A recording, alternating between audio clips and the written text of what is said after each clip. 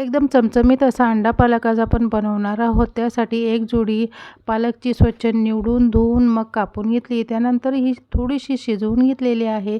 त्यानंतर ही शिजलेली भाजी थंड पाण्यामध्ये काढून बारीक वाटून घेतली.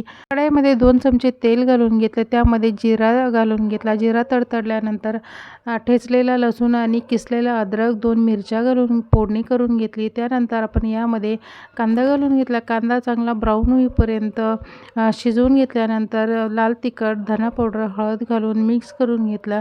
मसाला मिक्स करून झाल्यावर यामध्ये टोमॅटोची प्युरी घातलेली आहे. प्युरी घातल्यावर मिक्स करून चवीनुसार मीठ घालायचं आणि तेल सुटेपर्यंत मसाला चांगला शिजवून घ्यायचा. मसाल्यातून तेल अलग झाल्यावर यामध्ये पालकची प्युरी घालून घ्यायची आणि मिक्स करून घ्यायचं.